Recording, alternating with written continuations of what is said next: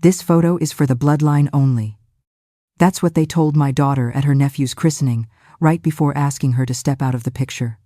A mother can tell the difference between the word fine and the way it sounds. The word itself is just armor. One small syllable meant to keep questions at bay. But the sound always gives you away. It hides in the pause before you speak, in the false brightness that cracks at the edges. For a year now, my daughter Emily had been telling me she was fine. And for a year, the sound of it had been splintering my heart. The autumn light, the color of weak tea, filtered through the kitchen window of my small Ohio home, falling across the worn oak table my late husband, Tom, had built with his own 2 hands. The air smelled of cinnamon from my morning oatmeal and the rich, dark roast of my coffee. On the phone, cradled between my ear and shoulder, Emily was describing the view from her Boston apartment. The crisp air, the changing leaves in the common. She painted a beautiful picture, but her voice was the auditory equivalent of a photograph that was just slightly out of focus. "Eleanor took me shopping on Newbury Street yesterday," she said, her voice a little too high, a little too fast. It was so generous of her. She insisted on buying me a dress for the Foundation's gala next month. I swirled the coffee in my favorite chipped ceramic mug, the one that said, "World's Best Teacher." A gift from my last 3rd grade class before I retired. "Oh, that's lovely, sweetie. What's it like?" There it was. The pause. The traitorous little pocket of silence that told me everything the words wouldn't. "It's beautiful," she finally said. "A deep navy silk. Very classic. Very." Eleanor. I could almost hear the unspoken addendum. "Very much not me." She said the color would be more appropriate than the emerald green one I was looking at. My hand tightened on the warm mug. Appropriate. That was an Eleanor Vance word.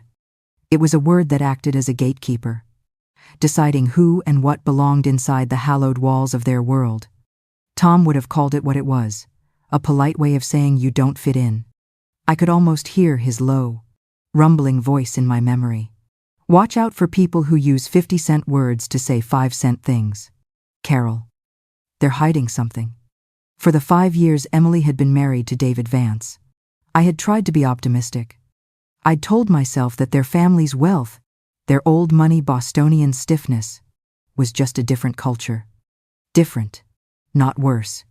But every phone call, every visit, felt like I was watching my vibrant, joyful daughter slowly being sanded down, her bright colors muted to fit into their world of beige and navy blue. "Well, navy is a wonderful color on you," I said, choosing my words carefully. Support, not prying. That was the line I had to walk. "You'll look stunning." "Thanks, Mom," she whispered. And for a second, the forced cheerfulness cracked, and my real daughter, my sweet Emily, peeked through. The sound was so full of longing, it felt like a physical ache in my own chest. She cleared her throat, the mask firmly back in place. Anyway, Victoria was there, too. She kept making jokes about how I needed a Vance-approved wardrobe now. "You know how she is." Oh, I knew. Victoria, David's younger sister, wielded her humor like a scalpel, making incisions so clean you didn't realize you were bleeding until you saw the looks on everyone else's faces. I remembered meeting her at the wedding. She'd looked at my handmade quilt, a wedding gift I'd spent 6 months stitching, and remarked loud enough for everyone to hear, "How wonderfully rustic." My kitchen, usually my sanctuary, felt suffocating. The hum of the old refrigerator, the ticking of the clock on the wall, sounds that normally soothed me now, seemed to be counting down the moments of my daughter's disappearing happiness. On my fridge, held up by a ladybug magnet, was a photo of Emily from college, her arms thrown wide, laughing with such uninhibited joy that you could almost hear it. Where had that girl gone? Had she been buried under layers of navy silk and appropriate smiles? "Speaking of the gala," I said, trying to steer the conversation back to something solid, something exciting for her. Have you and David decided if you're going to drive down to visit for Thanksgiving afterward? It's only a few weeks later. Another pause. This one was longer. Heavier. I held my breath. Oh. About the gala. Mom. Her voice dropped, becoming thin and reedy. There was a change of plans. It's a much smaller affair this year. Just for the board members and their spouses. You know, a lot of boring foundation business. She rushed the words out, as if a predator was chasing them. Eleanor said I'd be terribly bored and that it's better if I just stay home. She said she's doing me a favor. Really? The air left my lungs. The flimsy excuse was so transparent it was insulting. The Vance Foundation Gala was the social event of the season in their circle. I'd seen pictures of it online in previous years. It was anything but small. This wasn't a favor, it was a public statement. An exile. They weren't just sanding her down anymore, they were erasing her. A cold dread, sharp and heavy as a shard of ice, settled in my stomach. She was being uninvited from her own life. And the worst part? The part that made my throat close with a silent scream, was that my daughter was the one making the excuses for them. She was helping them build her own cage. Oh, I said, my own voice sounding hollow and distant. Well, that's very considerate of Eleanor. It felt like a lie on my tongue, bitter and acidic. We both knew the truth. We let it hang there in the space between Ohio and Boston, a ghost in the wires.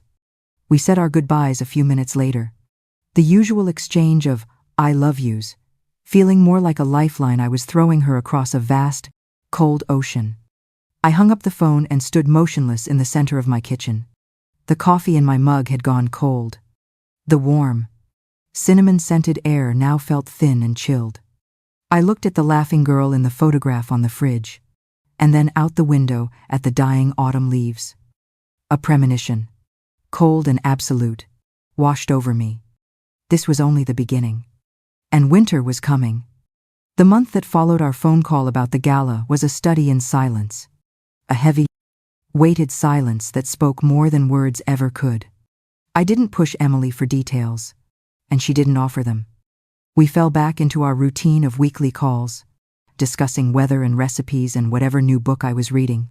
It was a careful dance around the enormous, wounded elephant in the room. I knew she was hurting, and she knew that I knew. But the truth was a locked room, and Emily held the only key. I could only wait for her to be ready to open the door. The day of the christening for Victoria's son, Theodore Vance IV. A name as heavy and suffocating as a velvet curtain, I found myself unable to settle. I tidied an already clean house, baked a loaf of banana bread, no one was here to eat, and stared out the window at the bare, skeletal fingers of the November trees scratching at a steel-gray sky. It felt like the world was holding its breath, and so was I. Emily had called that morning, her voice a fragile imitation of excitement. She described her dress, a pale rose-colored wool that I knew she'd picked to be as inoffensive as possible. She talked about the silver locket she'd bought for her new nephew. She said all the right things, but underneath it all, I could hear the hum of a high-tension wire, the frantic energy of someone trying desperately to hold themselves together. "You'll be wonderful, sweetie," I'd said, my heart aching with the inadequacy of the words. Just be yourself. A bitter irony struck me as soon as I'd said it. Being herself was the one thing the Vances had never allowed her to be. The rest of the day crawled by. I imagined her in that old, imposing stone church in Beacon Hill, a place so grand it seemed to sneer at ordinary happiness. I pictured her at the reception in the Vance mansion, a house I'd only visited once and found to be as warm and welcoming as a museum archive. I saw her navigating the conversational minefield, smiling at Victoria's backhanded compliments, trying to catch David's eye for a reassuring glance that I suspected rarely came. Night fell. The scent of the unwanted banana bread filled the kitchen. I ate a slice standing over the sink, my stomach a tight knot of anxiety. 9 o'clock. 10. Still no word. I told myself it was fine. They were busy. It was a family party. But my intuition, that deep, primal alarm bell that is a mother's curse and her compass, was screaming. It was nearly midnight when the headlights cut across my living room wall. A sudden, sweeping blade of light in the darkness. My heart leaped into my throat. I heard a car engine cut out, followed by the crunch of tires on my gravel driveway. A door slammed with a sound that was too loud, too final. I was at the front door before the footsteps even reached the porch, my hand trembling as I flicked on the light. And there she was. My daughter. A ghost in a rose-colored dress. The dress was beautiful, but it was rumpled from a long drive. Her carefully styled hair had fallen, framing a face that was bone-pale and streaked with mascara. Her eyes, my Emily's bright, warm eyes, were hollowed out, empty pools of a pain so profound I felt it in my own bones. She held her car keys in one hand, her knuckles white, a lifeline she'd clung to for the 8-hour drive from Boston. She didn't speak. She just stood on my porch, bathed in the yellow light, and shattered into a million silent pieces. I pulled her inside, my arms wrapping around her trembling frame. She was ice cold. She collapsed against me, and the sobs began not loud or hysterical, but a deep, ragged, guttural sound of a soul that had finally been broken. I guided her to the sofa, the one where she used to curl up and watch cartoons, and held her as the story came tumbling out, fragmented and raw. It happened after the church service, back at the mansion. The reception was a sea of polite smiles and crystal glasses. David, she said, had been tense, staying close to her side, but more like a guard than a husband. Then Eleanor had gathered the family for a formal portrait in front of the enormous marble fireplace. She called it the Vance legacy photo. Emily choked out, her face buried in my shoulder. 4 generations. David's grandmother, Eleanor, David and Victoria, and baby Theo. David had pulled her into the group, his arm around her waist. The professional photographer was counting down, and then Eleanor's voice had cut through the quiet murmur of the party. It wasn't a shout, Emily said, but it was perfectly clear, each word a perfectly polished, perfectly sharpened stone. Just a moment. Mr. Cumden. Abernathy, she had said to the photographer, her smile never faltering. She had turned that smile on Emily. Emily, dear, would you be a lamb and just step aside for one? I would be so grateful to get a single shot of the direct bloodline. It's for the family archives. It will only take a second. A second. A single second that had stretched into an eternity. Every eye in the room was on her. The click and flash of the camera felt, she whispered, like a gunshot. The silence that followed was absolute. No one spoke. No one moved. David's arm had dropped from her waist. He didn't look at her. He just stared straight ahead at the camera, his face a blank mask. Victoria had glided over, placing a cold hand on Emily's arm. Don't be so sensitive, she'd murmured, her voice laced with a venomous pity. Mother gets sentimental about these things. It's a blood thing. You understand. Emily hadn't answered. She just nodded, turned, and walked out of the room. Through the crowd of silent, watching guests, out the heavy front door, and into the cold Boston night. She'd gotten in her car and driven. The image of that family portrait, the one she wasn't in, burned behind her eyes. I held my daughter, rocking her gently as the story finished, leaving an ugly, gaping wound in the quiet of my living room. The full scope of their cruelty was breathtaking. This wasn't a series of misunderstandings or social awkwardness. This was a deliberate, systematic campaign to annihilate my daughter's spirit. The gala had been a warning shot. This was a declaration of war. Eventually, her sobs quieted into exhausted, shuddering breaths. I helped her upstairs to her old room, with its faded floral wallpaper and worn stuffed animals. I tucked her into bed as if she were a child again, woken from a terrible nightmare. Downstairs. I sat in the darkness, the only light coming from the moon casting long shadows across the floor. My initial worry had been a gentle rain. The phone call about the gala. A storm cloud on the horizon. But this was a hurricane. The anguish I felt was a physical thing, a crushing weight on my chest. But beneath it, something new was beginning to form. Hot and hard and clear as steel. The sadness was still there, but it was crystallizing into something else. The time for waiting, for hoping, for dancing around the truth, was over. They had broken my daughter, and I knew, with a certainty that chilled me to my very soul, that I would spend every last bit of my strength making them regret it. Sleep didn't come. I spent the night in the old armchair in the living room, a silent sentinel watching over my daughter's fitful rest. The moon moved across the sky, its pale light tracing the features of Emily's face, now peaceful in sleep, and I felt a rage building in my chest that was colder and purer than anything I had ever known. It wasn't the hot, messy anger that screams and throws things. It was a glacial fury, slow-moving and immensely powerful, carving new landscapes inside of me. The mother who had preached patience and understanding was gone. In her place was something harder, something forged in the crucible of her child's pain. When the first hint of dawn grayed the windows, I went to the kitchen and made coffee. Not my usual warm, milky brew, but black, bitter, and strong. I moved with a deliberate quiet, every action precise. I was no longer drifting in a sea of worry. I was standing on solid ground, and it was time to choose a direction. Emily came downstairs a few hours later, wrapped in an old university sweatshirt that made her look impossibly young. The hollowed-out look was still in her eyes, but the raw anguish had been replaced by a profound, weary sadness. I poured her a mug of tea, and we sat in the quiet of the morning kitchen, the silence comfortable, not strained. "What are you going to do, sweetie?" I finally asked, my voice gentle. She stared into her mug, tracing the rim with her finger. "I don't know," she whispered. "Every time something like this happens, I tell myself it's the last time. I talk to David. He apologizes. He says he'll talk to them. And then it just happens again. But worse.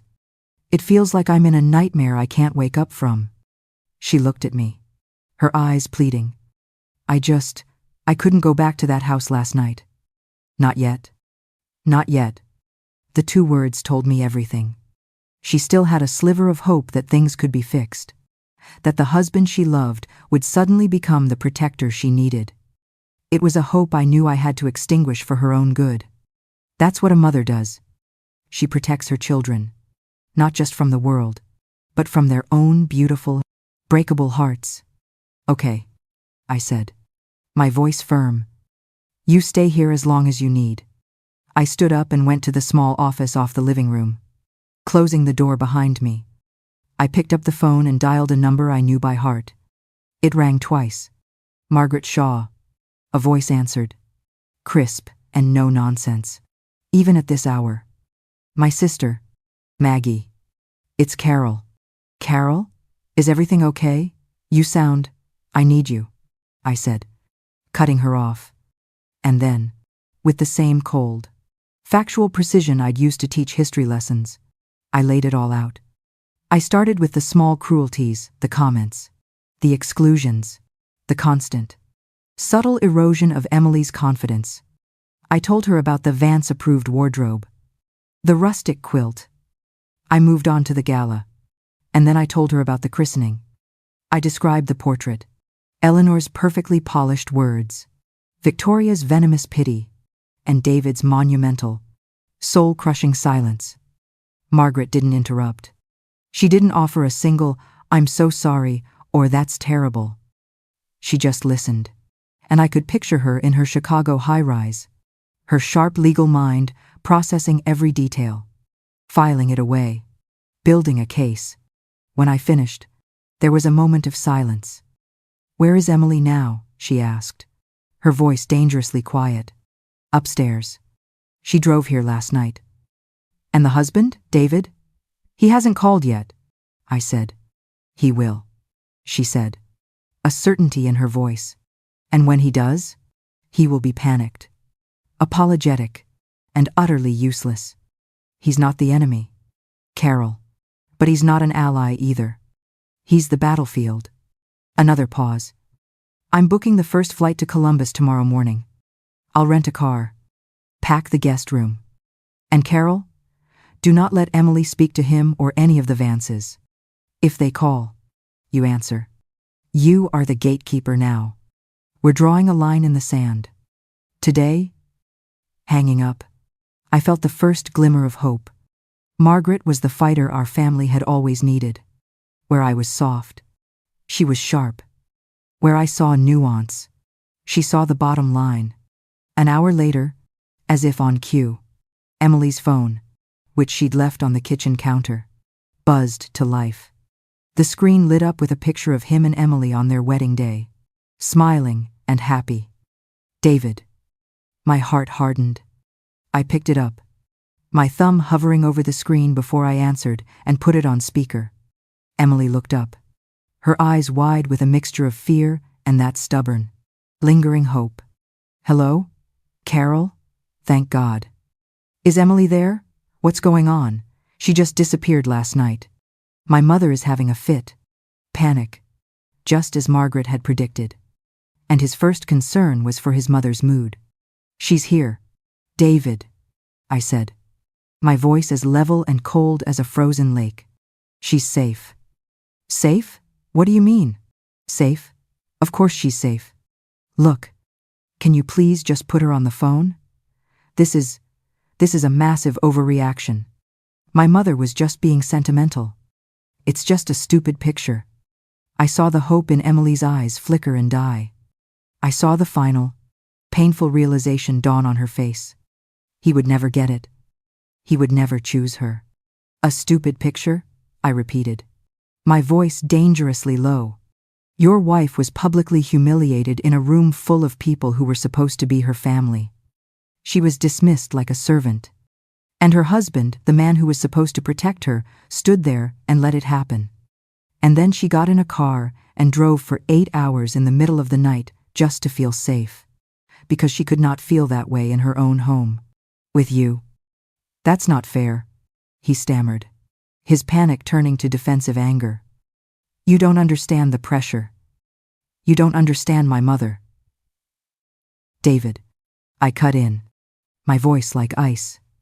You don't understand your wife. You have made it abundantly clear where your loyalties lie. Emily will not be speaking with you. She needs time. I saw Emily nod slowly, a single tear tracing a path down her cheek. It wasn't a tear of sadness. It was a tear of acceptance, of goodbye. This is ridiculous, he said, his voice rising. You can't just. I hung up. The silence in the kitchen was absolute. Emily looked at me, the last of her illusions gone. The anguish was still there, but something else was dawning in her eyes, the same cold resolve I felt in my own heart. The battlefield was no longer just David. It was the entire Vance empire. And for the first time, we were no longer on the defensive. We were preparing to fight back. My cozy Ohio home, once a sanctuary of peace, had officially become a war room. And the first soldier was arriving in the morning. Margaret arrived the next morning, not like a guest, but like a general arriving at a forward operating base. She pulled her rental car into my driveway with brisk efficiency, emerging with a sleek leather briefcase in one hand and a small, no-nonsense carry-on in the other. She's my younger sister, but she has an ageless energy about her. A focused intensity that has always made people, from schoolyard bullies to opposing counsel, think twice before crossing her. Her hug was brief but fierce, a quick, strong squeeze that conveyed more than an hour of gentle condolences ever could. Then she turned to Emily, who was hovering nervously in the doorway. Margaret's sharp features softened, and she took Emily's hands in her own. I'm so sorry you're going through this, she said, her voice low and firm. But I promise you this, You are not going through it alone anymore. Within 10 minutes, my cozy living room, a place of soft Afghans and stacks of well-loved books, was transformed. Margaret had claimed the oak coffee table, her laptop open and humming, flanked by a stack of fresh yellow legal pads. The air, which for the last 2 days had been thick with sadness and uncertainty, now crackled with a new energy. It smelled of strong coffee and purpose. "All right," Margaret said. Clicking a pen, she looked at Emily, who was curled in the armchair, looking small and fragile. "We're going to build a timeline. In legal terms, we're establishing a pattern of behavior. Emotional abuse isn't one big event, it's 1,000 small cuts. We need to document every single one." She paused, her gaze softening. "I know this is going to be hard. It's going to feel like picking at a wound. But right now, these memories are your weapons. We need to sharpen them." I sat on the sofa next to Emily, a silent promise of support. At first, the words came haltingly. Emily spoke of the early days, the constant, subtle corrections from Eleanor on everything from her table manners to her thank you notes. She recounted Victoria's jokes, sharp-edged comments disguised as playful teasing about her state school education or her Midwestern accent. Each memory was a small, painful stone she pulled from her heart and placed on the table. David was a ghost in these stories, present but passive, always smoothing things over with a weak, "Oh, you know how they are," never truly defending her. Margaret's pen scratched furiously across the page, her questions gentle but precise. "When did she say that? Who else was in the room? What was David's reaction? Be specific." As Emily talked, I saw a subtle shift. Voicing the humiliations, giving them shape and form in the safety of my living room, seemed to lessen their power over her. The shame that had kept her silent for so long was slowly being replaced by a dawning anger. She was no longer just a victim of these memories, she was becoming a witness. "Was there a first time?" Margaret asked, her eyes fixed on Emily. "A moment. Right at the beginning. When you had that cold, sinking feeling. When you knew, really knew, what you were up against." Emily went quiet. She stared out the window at the gray sky. Her gaze turned inward, traveling back in time. "The wedding toast," she whispered, her voice barely audible. My own mind flew back 5 years. A ballroom in a Boston hotel, so grand and cold it felt like we were celebrating inside a diamond. White flowers towered on every table. A string quartet played Vivaldi with a passionless precision, and the air was thick with the scent of expensive perfume and quiet money.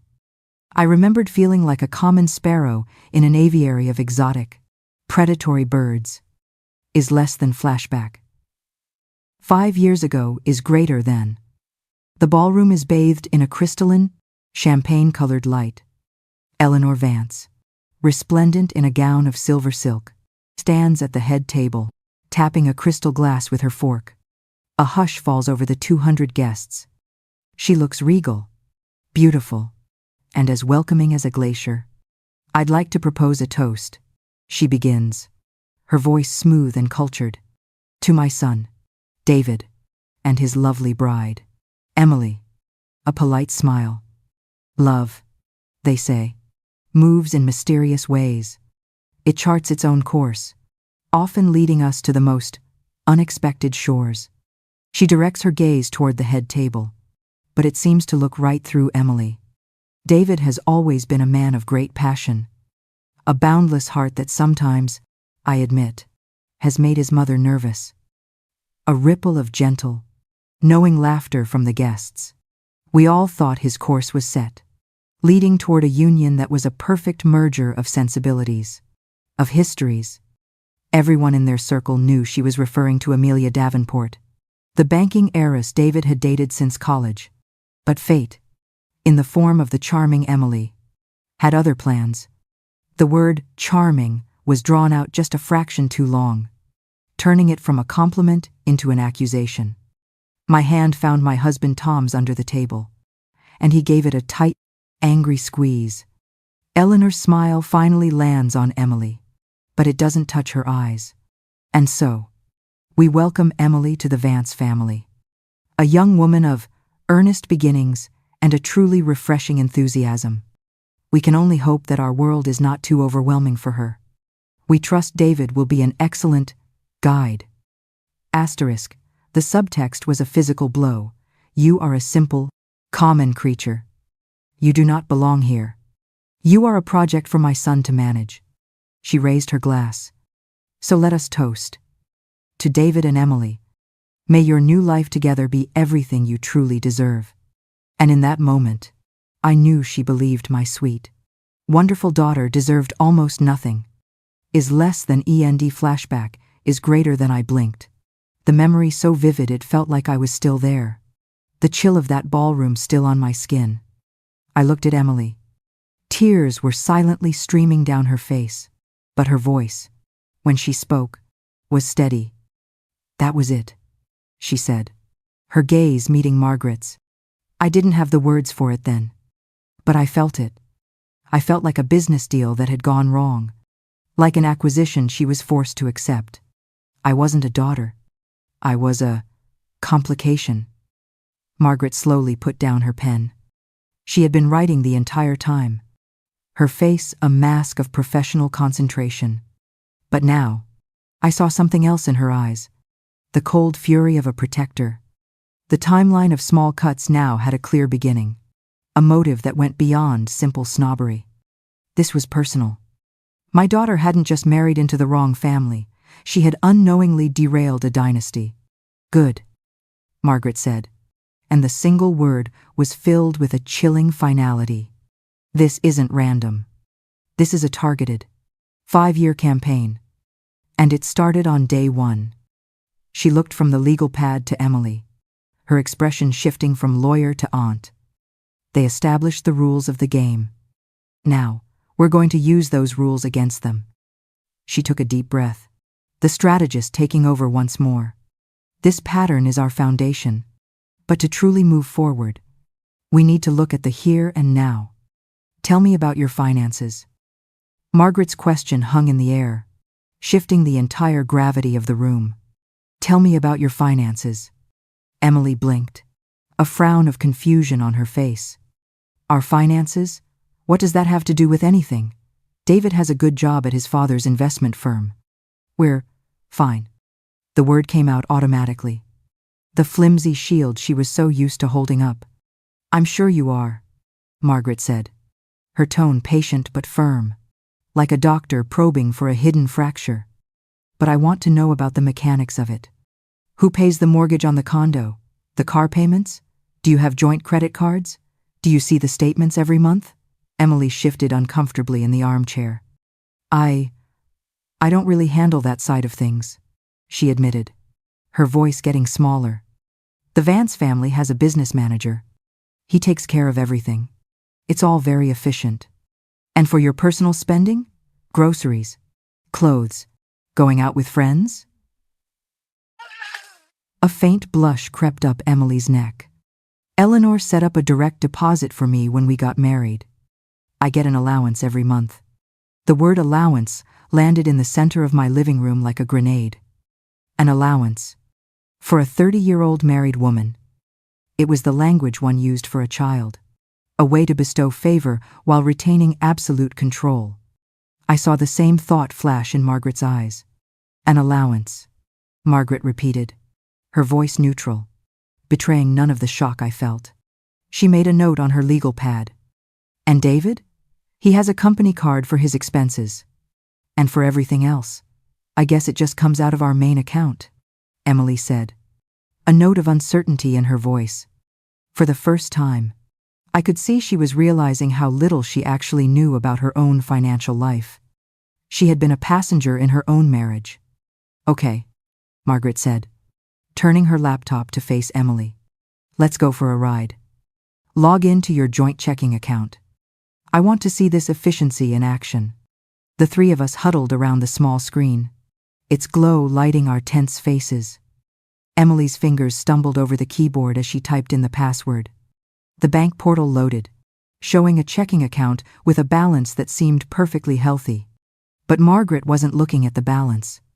She was a hunter, and she was tracking the money's scent. Her finger traced a line on the screen. "Here," she said. "These are the big deposits. Every month. On the 1st. Labeled Vance Family Trust Distribution. This isn't David's salary, is it?" "No. His salary goes into a different account, I think," Emily said. "The trust is from his grandfather. He left it for David." Margaret's eyes narrowed. "Tell me everything you know about this trust." "It's not that much," Emily said with a shrug. "It was managed by a bank until David turned 25. Then Eleanor became the trustee. The will said that we would get full control of it after our 5th wedding anniversary. I did the math in my head. A cold feeling washed over me. "Emily," I said quietly, "your 5th anniversary was 2 months ago." Emily's eyes widened. She looked at Margaret, who was now staring at the screen with an unnerving intensity. "Full control?" Margaret asked, her voice sharp. "Did the will specify that control would pass to you and David jointly?" "Yes, I think so. The lawyer explained it all before the wedding. But it was so much legal talk." "I need you to be sure. Do you have a copy of that will? Or the trust documents?" Margaret asked, her voice urgent. "I might. Somewhere." Emily's brow furrowed in concentration. "Eleanor's lawyer sent over a huge file of documents for us to sign before the wedding.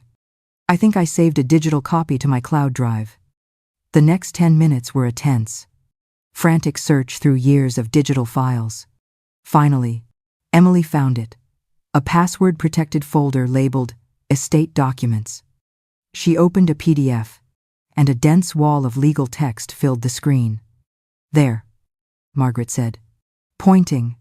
"Article 4, Section B." She leaned in, her voice low and steady as she read the clause aloud, translating the impenetrable legalese into plain, devastating English. "Upon the 5th anniversary of his legal marriage, my grandson, David Vance IV, having demonstrated a commitment to a stable partnership, the role of trustee for the aforementioned fund shall be considered hereby terminated." Margaret looked up, her eyes locking with mine. She took a breath before continuing. "At such a time, all assets, principal, and accrued interest within said trust shall be transferred forthwith into an account under the full and unrestricted joint control of my grandson and his legal spouse." She leaned back. The clicking of the clock on the wall sounded like a drumbeat in the sudden, ringing silence.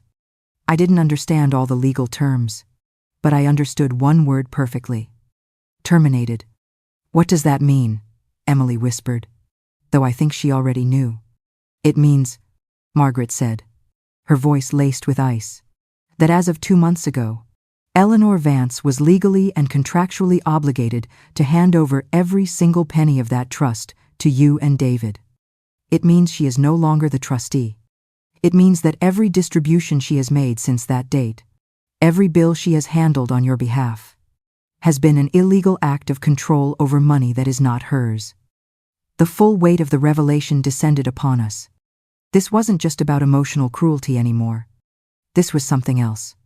This was a deliberate, calculated, and illegal scheme. Emily stared at the screen, her face ashen. The pieces were clicking into place, forming a picture of a cage so beautifully constructed she had never even seen the bars. "The down payment on our condo," Emily said, her voice a horrified whisper. "She told us it was a gift from her and David's father. But the money came from the trust, our trust. The new car last year," I added, my own voice trembling with rage. "She insisted on the model because of its safety rating. She wasn't being thoughtful," Emily choked out, a sound that was half sob, half laugh. "She was spending our money while pretending it was hers, making us grateful for it, making us indebted to her. The allowance, the way every major purchase had to be approved by her. David's complete financial dependence. his inability to stand up to his mother because he believed she held the purse strings. It had all been a lie. They weren't living off the Vances' generosity. They had been held hostage by their own fortune. Eleanor hadn't just been managing their lives, she had been funding it with their own money, creating a gilded cage of dependency that had seemed from the inside, like a loving embrace. Margaret closed the laptop with a quiet, definitive click. The sound echoed in the silent room. Emily was staring into space, seeing her entire 5-year marriage recast in this horrific new light.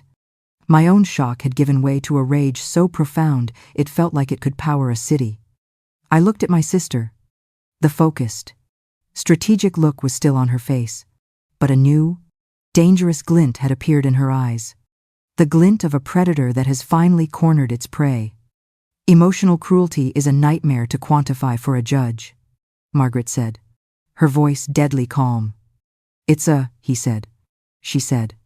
But this? She tapped the top of the closed laptop. This is a breach of fiduciary duty. It's theft. It's documented. It's illegal. And it's provable. This is the weapon we needed. She looked at Emily. Then at me. She didn't just break your heart, honey. She broke the law. And they have no idea we know. The discovery of the financial cage changed the air in my house. The lingering scent of grief was burned away by the clean, sharp smell of a coming storm. There was a new electricity in the room, a current of focused, righteous anger. Margaret was no longer just a supportive sister, she was a lawyer on the hunt, and she had found a clear, undeniable trail. Her fingers flew across the laptop keys with a sharp, percussive rhythm. She was no longer just taking notes, she was forging a weapon. For 2 hours, she drafted, deleted, and refined. Her brow furrowed in concentration. Emily and I sat on the sofa, watching, feeling the tectonic plates of our lives shifting beneath us. We were no longer just recounting a story of pain, we were building a case. Finally, Margaret turned the laptop toward us. This is called a demand letter, she explained, her voice all business. It's not a lawsuit. Not yet. It's a formal notice. It's our first shot across the bow. It tells them we know. And it gives them one chance. And one chance only. To make this right without dragging their precious family name through a public courthouse. She cleared her throat and read excerpts aloud. Her prose was lean, brutal, and devoid of emotion. It began by clinically outlining the 5-year pattern of intentional infliction of emotional distress, listing the most egregious examples with dates and locations, the wedding toast, the campaign to belittle Emily's background, and culminating with the public humiliation at Theodore Vance Forth's christening. Hearing our pain distilled into such cold, legal language was jarring, but it was also profoundly validating. It was real. It was documented. Then, the letter pivoted. Furthermore, Margaret read, her voice hardening, we have documentary evidence of a severe breach of fiduciary duty. She cited the specific article and section from the trust document, stating plainly that Eleanor Vance's continued control of the fund was a violation of her legal obligations and constituted unlawful misappropriation of assets belonging to Miss and Mrs. David Vance. The letter concluded with 3 non-negotiable demands. 1.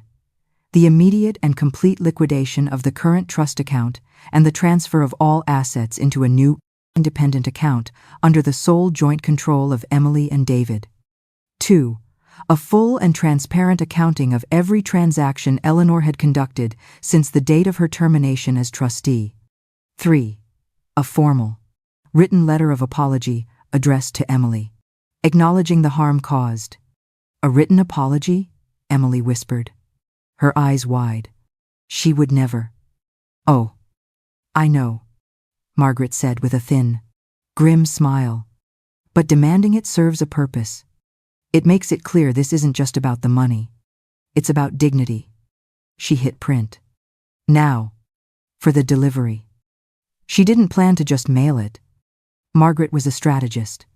and the battlefield she chose was one of maximum psychological impact. A quick search on her phone confirmed her hunch. Tonight, the Vances were hosting their annual fundraising dinner for the Boston Symphony Orchestra. Dozens of their wealthiest, most influential friends would be gathered at their mansion. Eleanor's power is her reputation, Margaret explained, her eyes gleaming with a predatory light. It's the illusion of flawless, old money perfection. We're not just going to challenge her legally, we're going to prick that illusion right in front of her audience. She made a call. She arranged for a bonded Boston courier, a man whose sole job was to hand-deliver sensitive legal documents. The instructions were precise. He was to arrive at the Vance mansion at exactly 8:00 p.m. during the main course. He was not to leave the envelope with the staff. He was to walk into the dining room and place the thick, menacingly official-looking envelope directly into the hands of Mrs. Eleanor Vance. The rest of the day was spent in a state of suspended animation. We ate without tasting, talked without listening. The three of us were bound together by a shared, vibrating tension. As 8:00 approached, we gathered in the living room, the lights low, as if we could somehow see the drama unfolding hundreds of miles away. I pictured the scene, the long, polished mahogany table, the glint of candlelight on silver, the murmur of polite, important conversation. And then, the arrival of a man with an envelope that was about to detonate their perfectly curated world. At 8:15, my phone rang. The screen glowed with a name I had come to dread, Eleanor Vance. Margaret met my gaze. She nodded slowly, tapping her own phone to start a recording, then pointed to the speaker button. Deep breath. "Carol," she mouthed. "Let her talk." My hand was shaking as I answered. "Hello, Carol." The voice was not the smooth, cultured purr I was used to. It was a low, guttural hiss, stripped of all its finery, leaving only pure, uncut venom. "What is the meaning of this? What in God's name have you done?" "I think the letter Margaret wrote is quite clear, Eleanor," I said, amazed at the steadiness of my own voice. "You ignorant little fool." She spat, the words tumbling out in a furious torrent. "You have no idea what you're messing with. You and that grasping, ambulance chaser of a sister are going to ruin Emily's life. Do you hear me? This is my family, my money. I will see to it that she never gets another cent. I will drag her through so much mud she'll wish she'd never even heard the name Vance. Is this what you want? To blackmail me?" The phone was suddenly taken from my hand. "Mrs. Vance," Margaret said, her voice so calm and pleasant it was chilling. "This is Margaret Shaw. I'm Emily's aunt, and her legal counsel. First, I'd advise you to choose your next words with extreme care, as this call is being recorded for a potential harassment filing." There was a choked sound on the other end of the line. "Second," Margaret continued, her tone becoming as sharp and cold as a surgeon's scalpel, "what you call blackmail, the Commonwealth of Massachusetts calls a formal demand to cease illegal financial activity and to return misappropriated assets. The documentation is all quite clear. Our letter outlines your two options. You can cooperate fully and meet our demands, or my next correspondence will be a series of official filings with the Probate and Family Court, the Massachusetts Attorney General's office, and perhaps even the IRS, since I'm very curious about the gift tax implications of your little allowance scheme." She paused, letting the threats land. "The choice, Eleanor, is entirely yours. You have 48 hours to have your attorney contact me." For a moment, there was only the sound of ragged, furious breathing on the other end. Then, with a sharp click, the line went dead. Silence. The three of us sat in the dim light of my living room, the echo of that final, violent click hanging in the air. The power dynamic of 5 long years had just been shattered. The untouchable queen had been knocked off her throne. Emily was pale, her hands clasped tightly in her lap, but her eyes were shining with a fierce, brilliant light I hadn't seen in years. The fear was gone. replaced by a terrifying, beautiful strength. Margaret calmly stopped the recording, saved the audio file with a decisive tap, and set the phone down. A grim, satisfied smile touched her lips. "Well," she said, her voice ringing with the thrill of the fight, "I suppose we'll be meeting with her lawyers. Then." The law firm of Davies, Cromwell and Finch occupied the top floor of a steel and glass skyscraper that loomed over Boston Harbor. The view was breathtaking, meant to convey power and permanence. But as we stepped into the 40th floor conference room, all I felt was the oppressive, sterile cold. The air was climate-controlled to a precise, chilly temperature and smelled faintly of lemon polish and old leather. A long, dark mahogany table, polished to a mirror shine, bisected the room, a silent declaration of the divide between the two sides. They were already there. Eleanor sat at the head of the table, a queen holding court in a kingdom of glass and steel. She was dressed in a severe charcoal gray suit, her face a mask of icy composure. Beside her, Victoria was a miniature storm cloud of resentment, her arms crossed tightly, glaring at us as we entered. Next to them sat their lawyer, a man named Arthur Davies, whose silver hair, expensive suit, and placid, condescending smile were all part of a carefully constructed uniform of intimidation. And then there was David. He sat slightly apart from his family, a neutral territory of one. He looked pale and exhausted, his eyes shadowed, darting from his mother's stony face to the door as we walked in. He was a man caught in the gears of a machine, about to be torn apart. We took our seats opposite them. Margaret placed her briefcase on the table with a soft, authoritative click. Emily sat beside her, her back straight, her hands clasped in her lap. She met David's gaze for a fleeting second, her expression unreadable, before turning her attention to the window. I sat beside Emily, my role now simply to bear witness, a silent, unshakable pillar of support. "Mr. Davies began, his voice a smooth, deep baritone designed to soothe and control. "Thank you all for coming. My clients and I believe there has been a significant and unfortunate family misunderstanding, escalated by what we can only characterize as an unnecessarily aggressive legal posture." He directed a pointed paternalistic smile at Margaret. "I am confident that once the emotions of the situation have settled, we can resolve this matter quietly and privately." Margaret let the silence stretch after he finished, an old lawyer's trick to make the other side antsy. Then, she gave him a small solemn, polite smile. "Thank you, Mr. Davies. However, my clients are not here because of their emotions. They are here because of the facts." She opened her briefcase. She didn't raise her voice. She didn't argue. She simply began to lay out the evidence, one exhibit at a time, on the polished surface of the table, creating a damning paper trail between them. First, she placed a copy of the trust document in the center of the table, the key termination clause highlighted in a stark, fluorescent yellow. Next to it, she laid out the bank statements, each illegal distribution from Eleanor to David and Emily's account, circled in red. Finally, she placed a neatly typed transcript of the recorded phone call, Eleanor's threats in bold, unforgiving print. "The facts, Mr.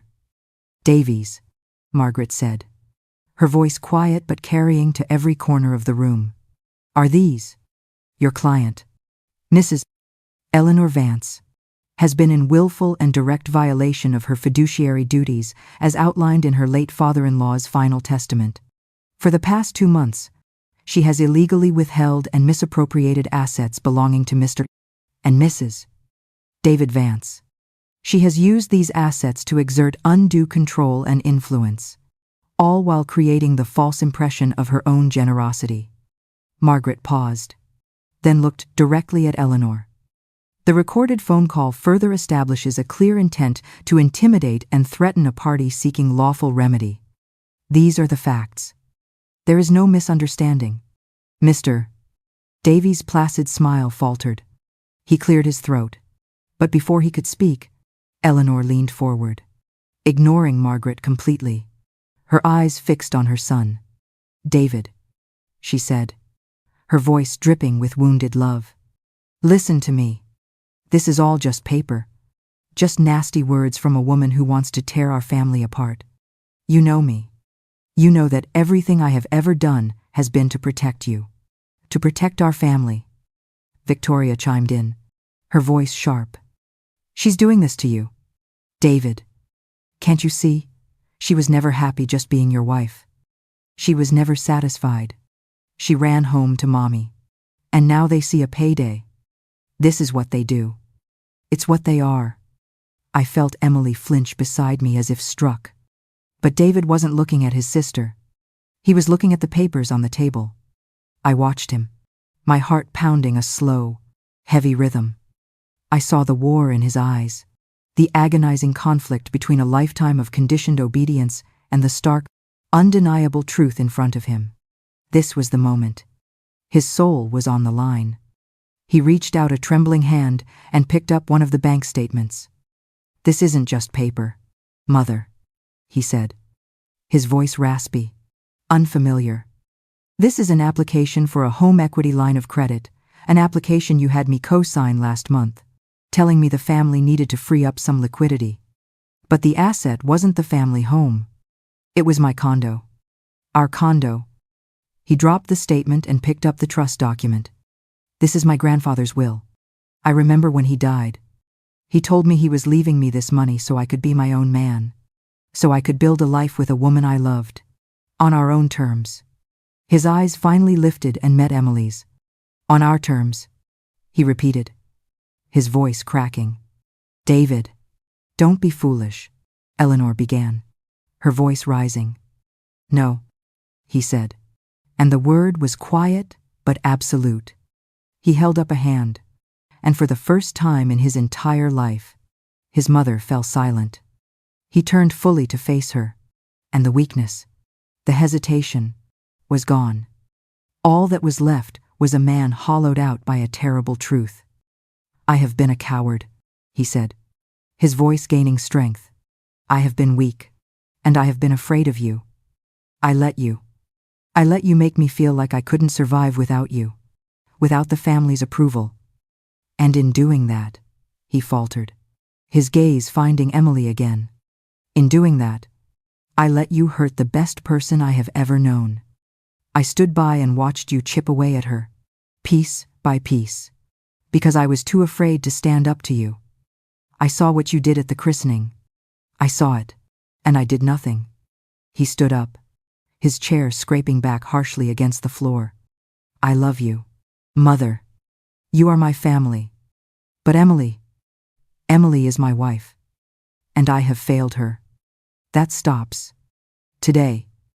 He walked around the long and zero-gen, polished table, away from his mother and sister, and came to stand directly behind Emily's chair. He placed his hands on her shoulders. It was a simple gesture of allegiance, but in that silent, sterile room, it felt like a tectonic shift, a redrawing of the entire map of their lives. Eleanor stared at him, her mask of composure finally cracking, revealing the raw, ugly face of a monarch who had just been overthrown. The battle was over. The choice had been made. I looked at my daughter, and I saw her reach up and place her hand over David's. He hadn't just saved his marriage. He had, in that one moment, saved himself. 6 months later, I was driving again. But this time, there was no frantic, middle-of-the-night desperation. I wasn't racing toward a crisis. I was rolling toward a new beginning. My car climbed through the gentle, rolling hills of North Carolina, the late spring air sweet with the scent of honeysuckle and pine. The sky was a wide, hopeful blue, a world away from the steel-gray oppression of that Boston winter. The legal battle had ended not with a dramatic courtroom showdown, but with a quiet, humiliating surrender. Faced with irrefutable evidence and the threat of public scandal, Eleanor and her lawyers had folded. The trust was transferred. The accounts were settled. A stiff, Lawyer-drafted apology arrived by mail. A meaningless piece of paper that Emily read once before, letting it fall into the recycling bin. There was no remorse from the Vances. Only the cold silence of defeat. They had lost their son, their control, and their power. It was a punishment more fitting than any court could have devised. I turned onto a small, tree-lined street and pulled into the driveway of a charming blue craftsman house with a wide, welcoming front porch. Before I could even turn off the engine, the front door flew open. Emily came running out, not in pale, apologetic wool, but in bright yellow shorts and a paint-splattered t-shirt. Her face was glowing, her smile so wide and genuine it was like seeing the sun after a long, dark winter. David was right behind her, wiping his hands on a dish towel. He was wearing jeans and an old college sweatshirt. The haunted, perpetually tense look he'd worn for years was gone, replaced by a calm, easy confidence. He hugged me warmly. A real hug. Not the stiff, formal gesture of the past. "Welcome, Carol," he said. "We're so glad you're here." Their home was filled with light and laughter. It wasn't a mansion or a sterile condo curated by a decorator. It was a home. Their own furniture, a mix of new pieces and refinished flea market finds, filled the rooms. Emily's colorful, abstract paintings, the passion she'd abandoned years ago, hung on the walls. The air smelled of fresh paint, lemon cleaner, and the chocolate chip cookies I saw cooling on a wire rack in the kitchen. I spent the day watching them, my heart so full it felt like it might burst. I watched the easy way they moved around each other in the kitchen, a dance of true partnership. I watched David listen with genuine interest as Emily talked excitedly about the pottery class she'd just signed up for. I watched Emily beam with pride as David described his new job at a small architectural firm downtown. A job he'd gotten on his own merit, without the Vance name to open the door. They were not the same two people who had sat in that Boston law office. They had been broken down to their foundations and were now, piece by piece, building something new, something stronger, something real. That evening, as the sun set, casting long, golden shadows across the lawn, Emily and I sat on the porch swing, a gentle breeze rustling the leaves of the giant oak tree in the front yard. "Are you happy, sweetie?" I asked. The question I had been holding in my heart for 6 long months. She didn't answer right away. She looked out at the quiet street, a thoughtful smile on her face. "Happy is a simple word for it," she said finally. "It's not perfect. It's not a fairy tale. We're in counseling together," she admitted, her gaze steady and clear. There was a lot of damage to undo, a lot of trust to rebuild, mostly in ourselves. But we're doing the work. He's doing the work. She looked over at the front window, where she could see David inside, reading on the sofa. He had to choose, Mom, between the life that was built for him and a life we could build together. And every day, he keeps choosing us. David came out a moment later, carrying 3 mugs of steaming tea. He handed one to each of us and sat on the steps at our feet, leaning back against the porch railing. He didn't say much, but his presence was a calm, steady comfort. My gaze drifted to the edge of the yard, where a small patch of earth had been tilled. A few dozen small, green shoots were pushing their way up through the dark soil. The beginnings of a vegetable garden.